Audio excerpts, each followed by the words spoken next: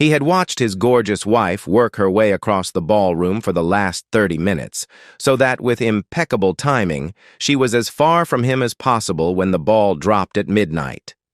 Surrounded by her rich, self-important peers, she would be passed around like a platter of hors d'oeuvres, kissed on, and felt up by all the executives where he worked, with special affection from his born-rich, imbecilic boss.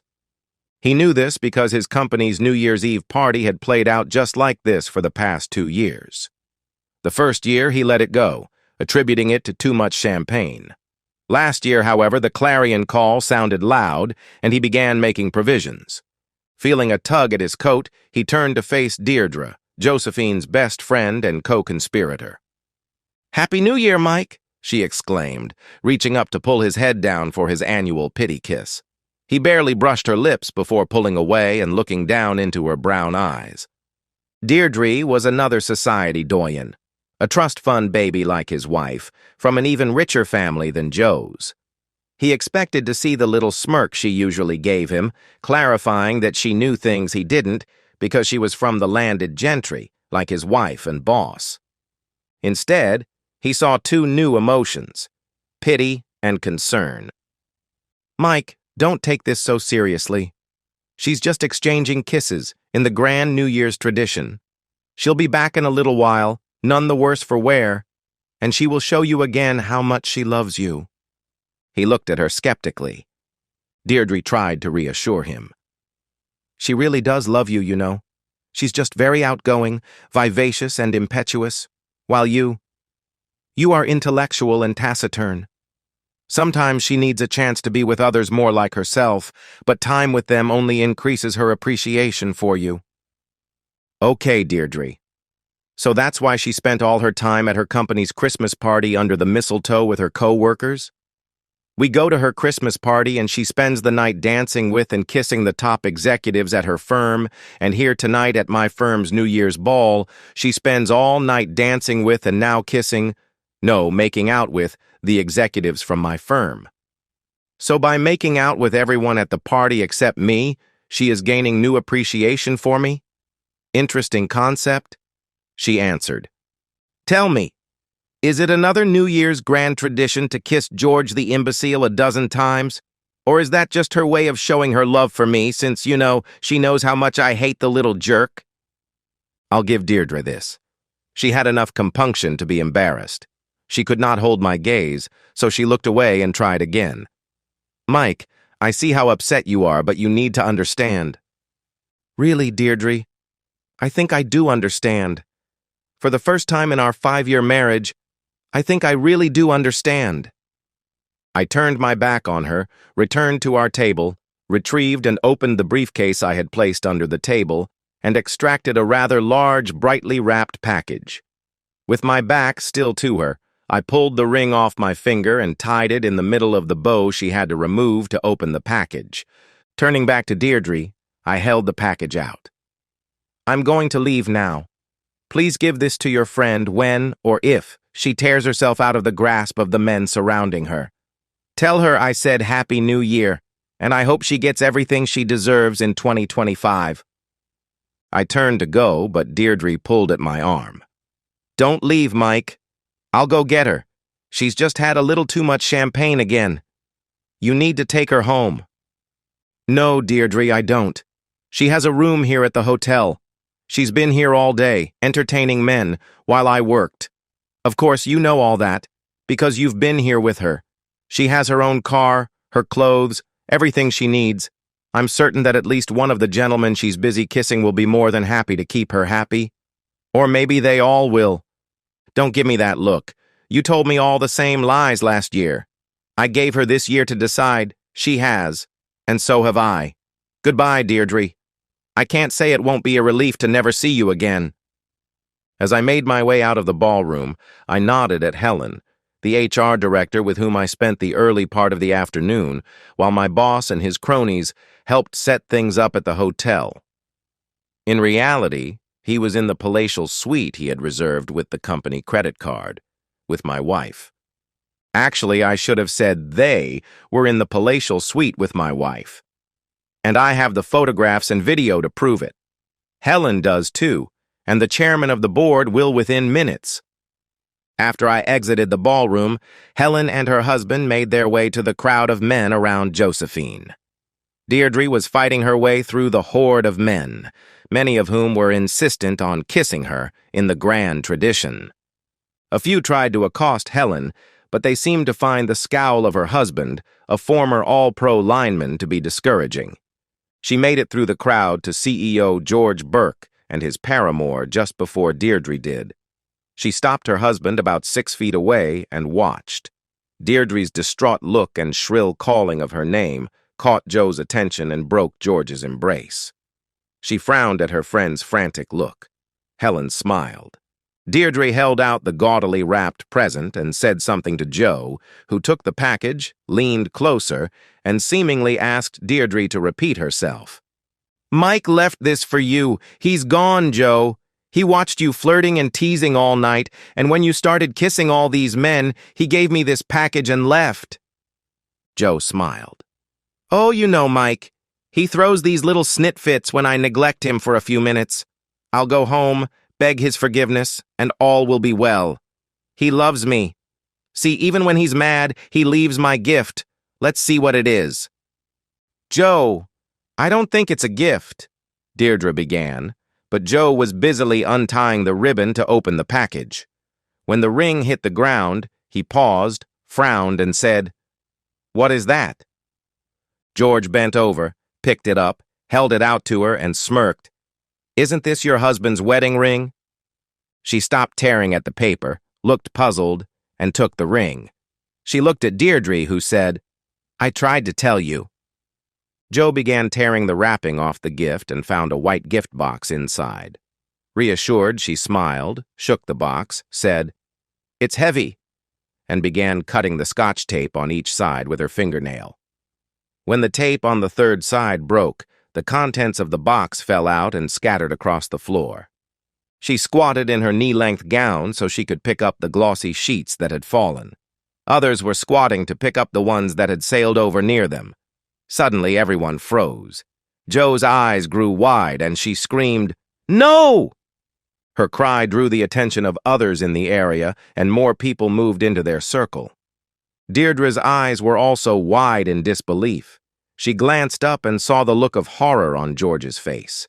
He snatched the 8-foot by 10-inch glossy color photo at his feet off the ground, held it against his expensive suit, and involuntarily yelled, "What the hell, Joe?" loudly enough that everyone in the proximity heard him. All eyes went down to the photos lying all about and saw Joe engaged in intimate acts with persons, not her husband. There were numerous pictures of Joe and George, but also of Joe with other executives of the firm where Mike worked, and with Joe's co-workers and bosses. There weren't enough to cover the positions of the Kama Sutra, but Mike had done a good job of selecting photos that proved Josephine did everything. Faced with a photo array of her adventures, Joe fainted. She pitched over backward, and only hitting George's shoe kept her head from striking the tile floor and sustaining a likely concussion. Deirdre knelt beside her, held the back of her head with her hand, lightly slapped her face, and frantically cried, "Joe! Joe! Are you all right, Joe? Talk to me, Joe! Are you all right?" While the two women were on the floor, others began picking up the photos and looking at them. One woman then turned and slapped her husband as hard as she could while he was looking down at a photo he was holding. "You jerk! No wonder you can't keep me satisfied." He looked at her in stunned silence until she swung her purse and caught him in the right eye. He clutched his eye, screamed in pain, and then crumpled to the floor when she kicked him in between his legs with her closed-toe pump. The woman knelt down and began systematically going through the photos on the ground. She paused, looked up, and declared, "You women who are married to the management of Taylor & Son might want to grab some of these photos and check them out. I see pictures of several other husbands I know with those two cheating women. If you want to save on your divorce attorney, call me, and I'll see if I can get us a group rate." 9 other women knelt and began examining photos, and men began backing away. "There are USB drives, too," one announced loudly as she held one up. No telling what is on these. You rotten jerk, yelled a pretty blonde at a well-dressed older man. Remember our prenup? I'll bankrupt your sorry back. Baby, I'm sorry, it didn't mean anything. She just kept hitting on me and finally I gave in, but it was only once, and she wasn't nearly as good as you anyway, and— Lying mother flipper, the blonde screamed. The blonde popped up off the floor and advanced on him with murder in her eyes, waving the photos and cussing a blue streak. He retreated backward, then turned and ran when she got close. Another woman was sobbing, clutching her chest with one hand and waving a photo in the other. Her husband had his hand over his eyes, and he too was sobbing. A man retrieved a photo, held it in front of the gorgeous woman facing him, and loudly said, "You're bi? What the hell? You damn tramp! You told me I'd never get my three-way because you'd never be with a woman." She flushed, turned, and ran away, tottering precipitously in her 4-inch heels. Another woman had picked half a dozen photos out of the pile and was calling names as she walked toward the middle of the ballroom. A puzzled woman stopped her, received a photo, stared at it, and turned back to her husband with murder on her face. He began retreating, and she began trotting toward him, waving the photo. That scene would repeat itself 5 more times, and each time those around the aggrieved got an earful and an eyeful. Joe is awake now, staring at the scene around her with glazed eyes. A man in an expensive tuxedo knelt beside her. He asked, "Are you all right?" She looked at him curiously and nodded. He asked, "Who are you? Can I help?" "I'm Josephine Lord," she replied morosely, "but I don't think anyone can help me now." "You're Josephine Reynolds Lord?" he asked incredulously. She nodded and asked, "I am. Who are you?" The man handed her a packet of papers he was carrying, took her picture with his phone, and loudly proclaimed, "I'm a process server. You've been served, Josephine Reynolds Lord. These papers detail, and the enclosed photographs and videos prove the adultery alleged in Michael Morris Lord's petition for divorce." He turned to the larger group. "Ladies and gentlemen, if you didn't get to look through the photos, simply acquire a copy of the divorce documents, which are public records available online. The names of every human being with whom Joe had intimacy over the course of the past year are listed, as well as where and when. For a nominal fee, I can provide a link to the website that fully chronicles her exploits since January 1st of last year. If you would like to review them to determine whether your husband or wife was involved in simple relations, a 3-way, 4-way, or more way with the GO. You can contact me online at this website and, for that nominal fee, a link to her website will be provided. For an additional nominal fee, I can provide digital copies of the activities of a participant. You will find such evidence to be very helpful in court. I look forward to hearing from you." He bowed deeply and strode away, leaving tears, fears, and panic in his wake. He would catch hell for this stunt, but he was paid very, very well to do it. Besides, this was New York, and his office was in New Jersey, where his family held a lot of sway. Joe was still holding the divorce papers in her lap as she reclined in the arms of her friend, her mouth hanging open in disbelief. She looked at the faces gathered around her and saw hatred, pity, anger, and trepidation. The inescapable admiration, lust, and envy she had known her entire privileged life was entirely absent, and the enormity of her loss and disgrace finally sunk in. She crumpled back onto Deirdre and buried her face in her friend's bosom, sobbing inconsolably. "George Taylor ordered his minions to pick up those damn pictures and burn them." Looking directly at Helen, he ordered, "I want a letter of reprimand for Mike Lord on my desk Monday, and his termination papers under it." With a neutral expression, Helen stated, "I'm sorry, Mr. Taylor, but Mr. Lord resigned this afternoon. He gave his 2 weeks' notice, using the leave you signed off on last week, took all his supplies and materials and vacated the building. I will not accept his resignation. I will fire him after the reprimand. He'll never work in this business again. Again, I'm sorry, Mr. Taylor, but he met with the chairman of the board before he left, and your father accepted his resignation.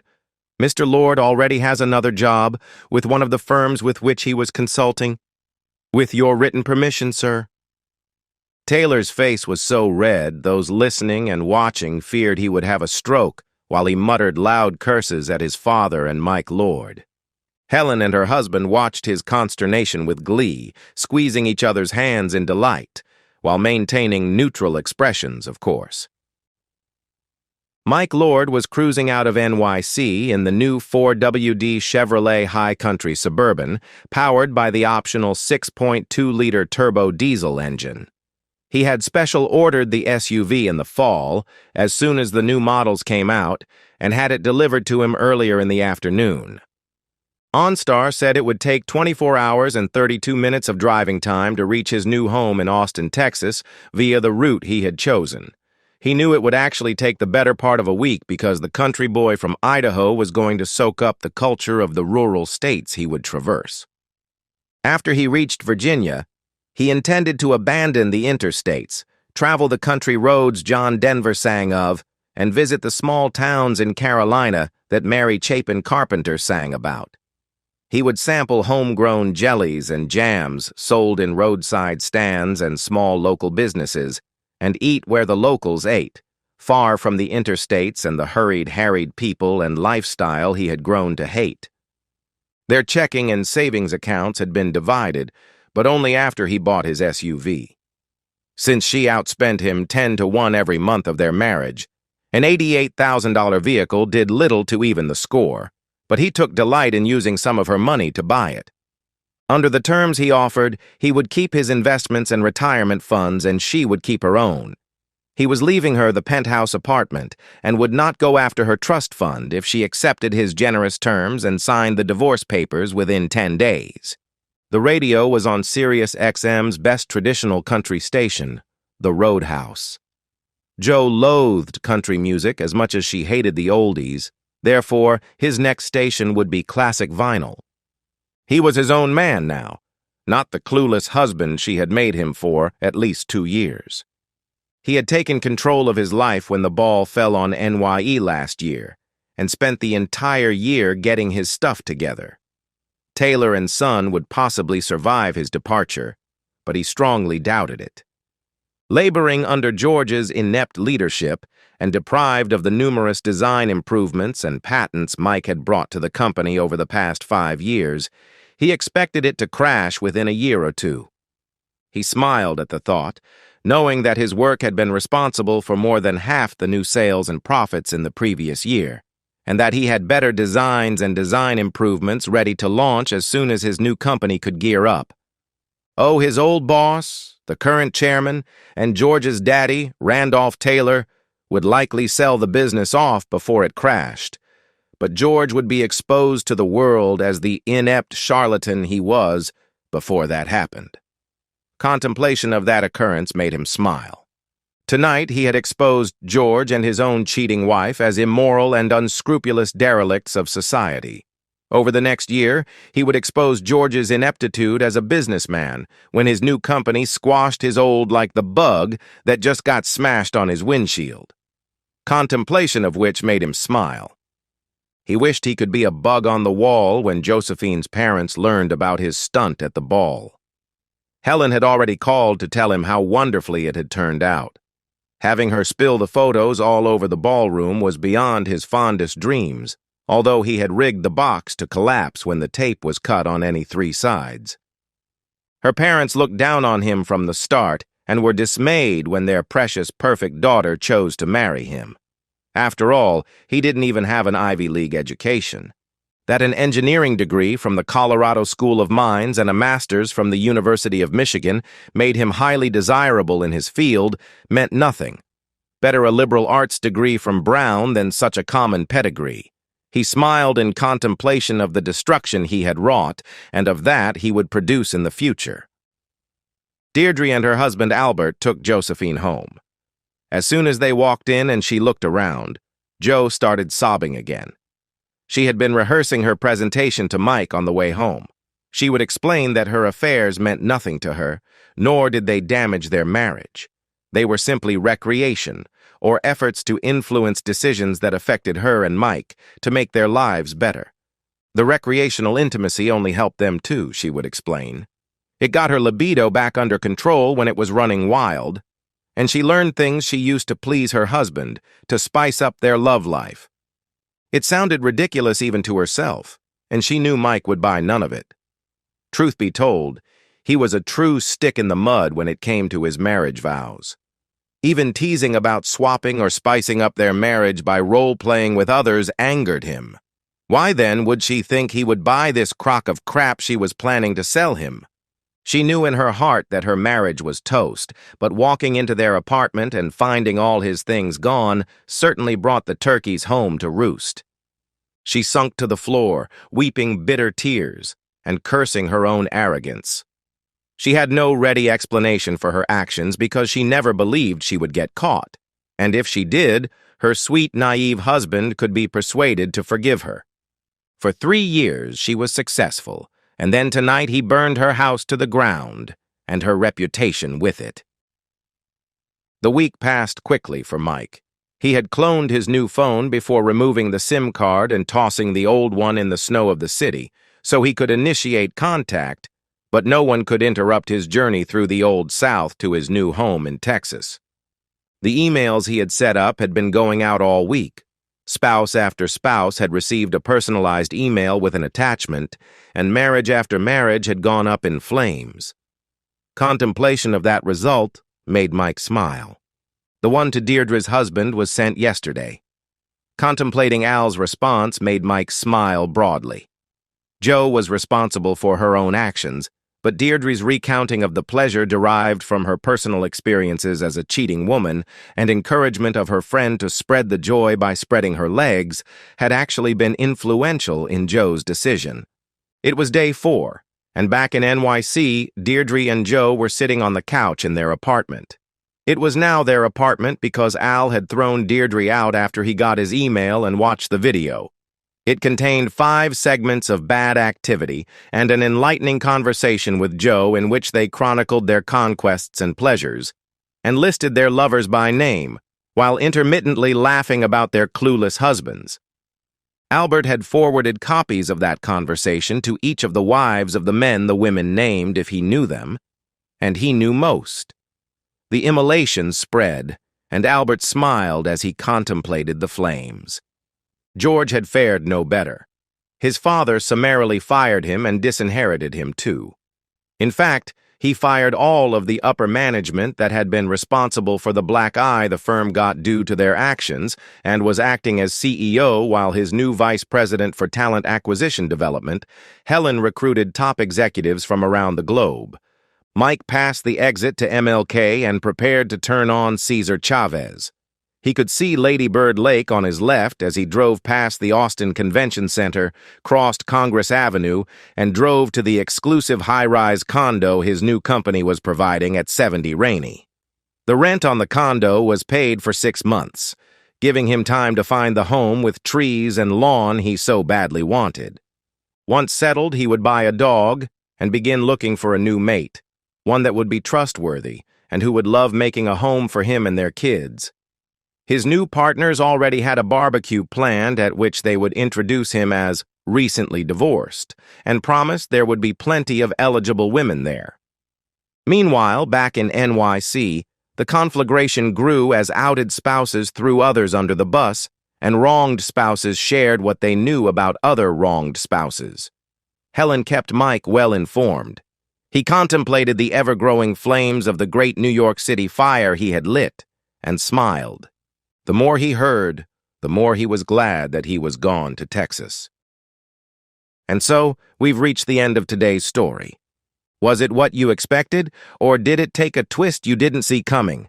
I'm curious to hear your thoughts. Share them in the comments below, and let's get a conversation going. If this story kept you hooked, make sure to hit that like button. And if you're new here or just haven't subscribed yet, now's the perfect time to join our community.